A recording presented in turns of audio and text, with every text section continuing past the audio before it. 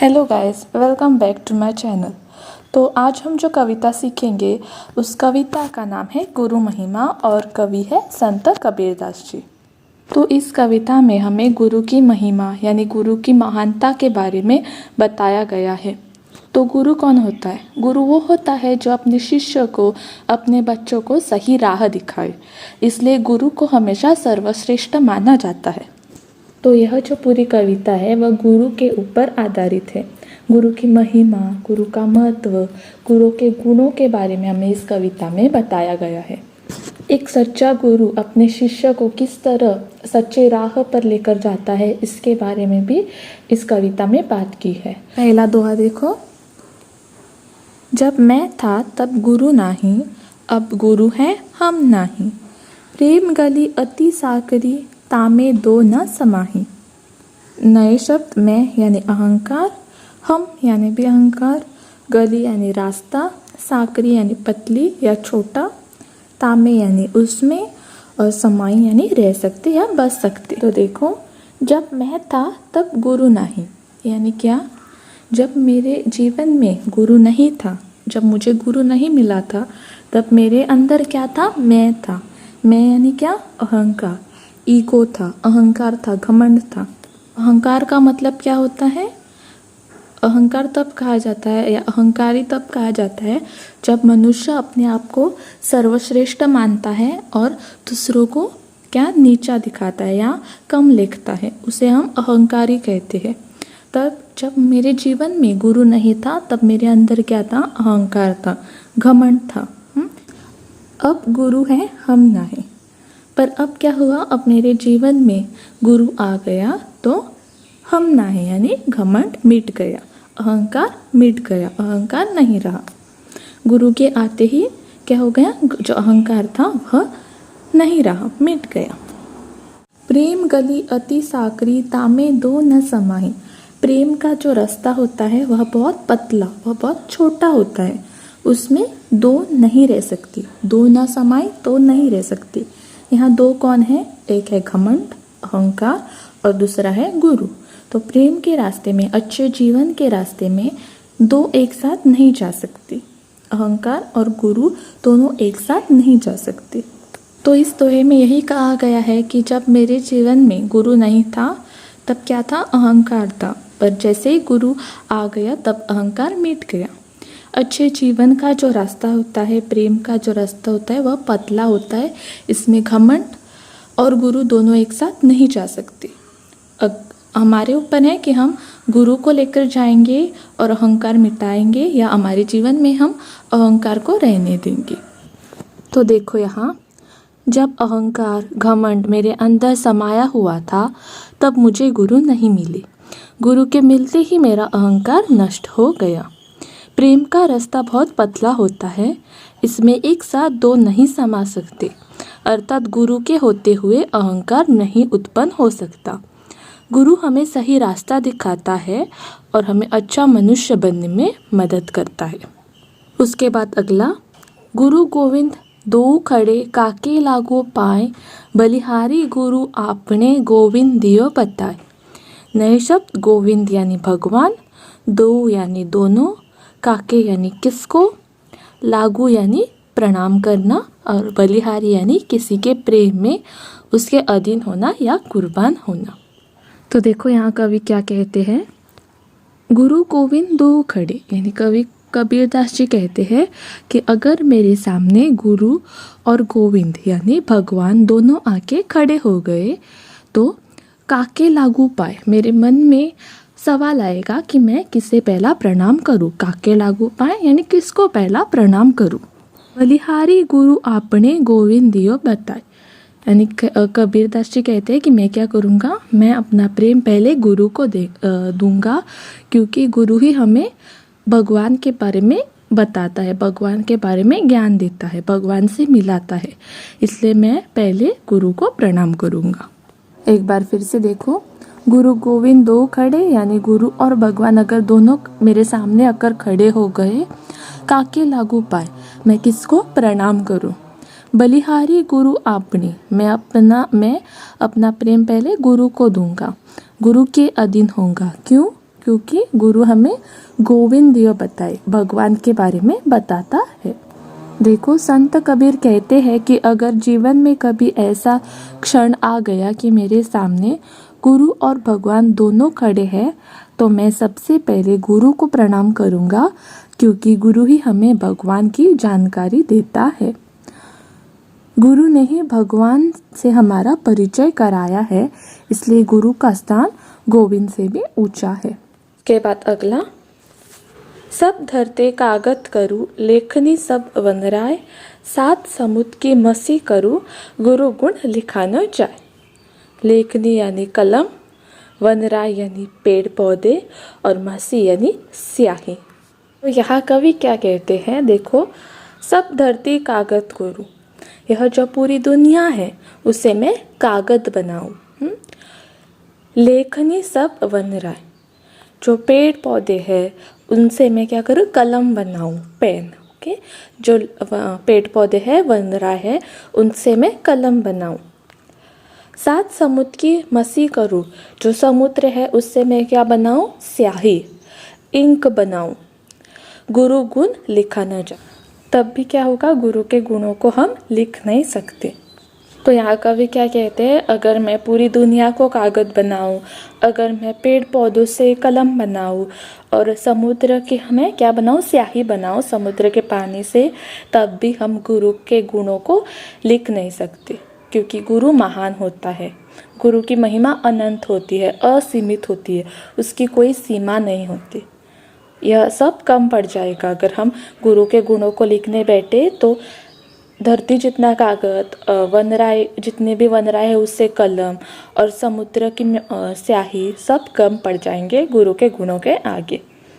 कवि कहते हैं कि अगर मैं पूरी धरती को कागज बनाऊं, सारे जंगल वनों की कलम बना लूं तथा सातों समुद्र स्याही हो जाए, तब भी हम कभी हमारे गुरु के गुण नहीं लिख सकते। हमारे जीवन में हमारे गुरु की महिमा सदैव अनंत होती है। तो यहाँ क्या कहा गया है, पूरी दुनिया जितना बड़ा मैंने कागज लाया, तब भी हम उस पर गुरु के गुण लिख नहीं सकते, क्योंकि वह जो कागज है वह कम पड़ जाएगा। आगे, यह तन विष की बेलरी, गुरु अमृत की खान, शीश दिए जो गुरु मिले तो भी सस्ता जान। तन यानी शरीर, बेलरी यानी बेल, क्रीपर, अमृत यानी ज्ञान, खान यानी खजाना, शीश यानी सिर, और सस्ता यानी कम। यह तन विष की बेलरी यानी हमारे शरीर के अंदर, तन में बहुत से बुरे गुण होते हैं।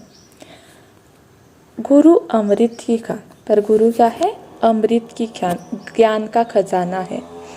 गुरु क्या करता है, वह ज्ञान हमें देकर हमारे अंदर जो बुरे गुण हैं उसे मिटाता है।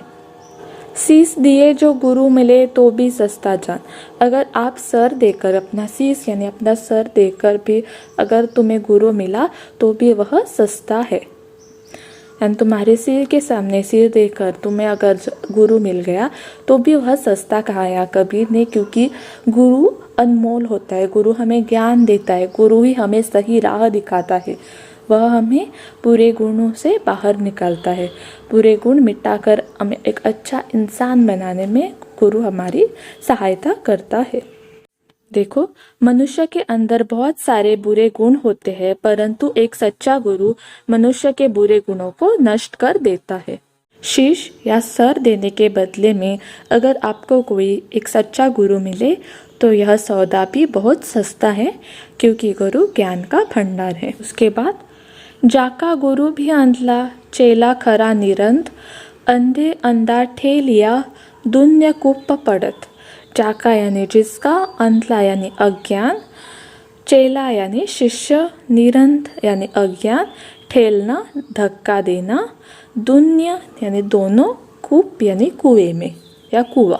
देखो यहाँ क्या कहा है, जाका गुरु भी अंधला। जाका यानी जिसका गुरु कैसा है, अंधला है। अंधला यानी अज्ञानी है, उसे कुछ ज्ञान नहीं है।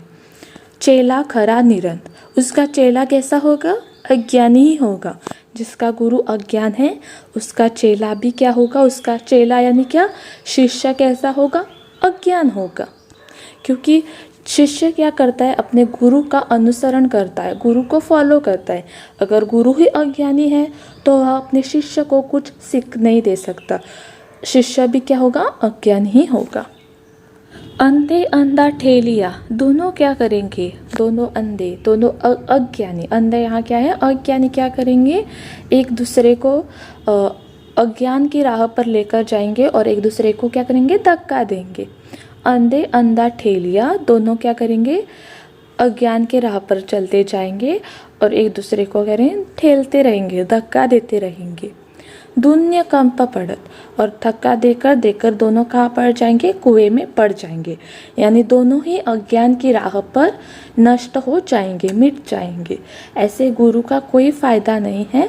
जो अज्ञानी होता है वह अपने शिष्य को भी अज्ञानी बना देगा और दोनों अज्ञान की राह पे चलकर कुंप में पड़ जाएंगे, कुएं में पड़ जाएंगे और नष्ट हो जाएंगे, मिट जाएंगे।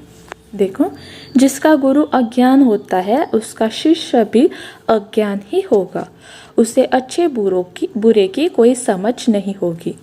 इस तरह का गुरु उसके शिष्य का जीवन नष्ट कर देता है। अज्ञानी गुरु को अगर हमने अपनाया तो हमारा जीवन अंधेरे से भर जाएगा। उसके बाद अगला, कबीर सतगुरु न मिलिया रही अधूरी सीख, स्वांग जति का पहरी करी घरी घरी मांगे भीख। नए शब्द, सतगुरु यानी अच्छा गुरु, मिलिया यानी मिला या मिलना, स्वांग यानी नकली वेश और पहरी यानी पहनकर। तो यहाँ कवि क्या कहते हैं, अगर हमारे जीवन में अगर हमें कोई सच्चा गुरु नहीं मिला तो हमारी सीख जो है वह अधूरी रह जाएगी, हम कुछ सीख नहीं सकते। स्वांग जति का पहरी करी घरी घरी मांगे भी, यानी ऐसे लोगों से जो पहनावा करके नकली वेशभूषा धारण करके हमारे घर पर आते हैं, नकली गुरु की वेशभूषा धारण करके घर पर आते हैं, उनसे हमें बचना चाहिए। ऐसे लोगों से हमें बचकर रहना चाहिए क्योंकि यह हमें कुछ ज्ञान नहीं दे सकते। यह सिर्फ स्वांग करके आते हैं, पहनावा करके आते हैं, नकली वेशभूषा करते हैं। देखो, कबीर कहते हैं कि अगर हमें सच्चा गुरु नहीं मिला तो हमारी सीख अधूरी रह जाएगी। हमारे आसपास अनेक ढोंगी लोग होंगे जो नकली वेशभूषा पहन के, नकली गुरु बन के हमारे घर पर मांगने आएंगे। हमें इन लोगों से सावधान रहना होगा क्योंकि ये लोग हमें कभी भी सच्चा ज्ञान नहीं दे सकते। आखिर में, सद्गुरु की महिमा अनंत, अनंत किया उपकार, लोचन अनंत उखड़िया अनंत दिखावनहार। नए शब्द, महिमा यानी महानता, अनंत यानी असीमित, उपकार यानी उपकार, लोचन यानी आंखें, उघाड़िया यानी खोलना, दिखावनहार सत्य दिखाना। तो यहाँ क्या कहा है, सद्गुरु की महिमा अनंत होती है, सच्चे गुरु का महत्व अनंत होता है, उसके गुण हम बता नहीं सकते, अनंत होते हैं, उसकी कोई सीमा नहीं होती। अनंत किया उपकार, और उस सच्चे गुरु ने, जो सच्चा गुरु होता है वह अपने शिष्यों पर उपकार करता है। कौन सा उपकार, वह हमें हमारी आंखें खोलता है, लोचन अनंत उगड़िया, हमारी आंखें खोलता है और हमें सही राह, सही रास्ता दिखाता है। यहाँ गुरु की महिमा के बारे में बताया है। गुरु की महिमा असीमित होती है, उसकी सीमा नहीं होती। गुरु ही हमें सही राह दिखाता है, हमारे आंखें खोलकर हमें अज्ञान से बाहर निकालकर हमें सही राह दिखाता है, इसलिए गुरु का हम पर उपकार रहता है। देखो, सच्चे गुरु की महिमा का वर्णन करते हुए कबीरदास जी कहते हैं कि सद्गुरु की महिमा अपार है। उन्होंने मुझ पर अनेक उपकार किए हैं। उन्होंने मेरी आंखों को खोला और मुझे सत्य दिखाया। सत्य का दर्शन करवाने वाले ऐसे संत की महिमा अनंत होती है। तो आज हमने गुरु महिमा यह कविता सीखी। गुरु की महिमा, इसमें क्या हमें बताया गया है, गुरु के गुणों के बारे में बताया है, गुरु की महिमा अनंत होती है इसके बारे में बताया है। गुरु अपने शिष्य को कैसे अज्ञान से निकालकर एक सही राह दिखाता है, इसके बारे में इस कविता में बात की है।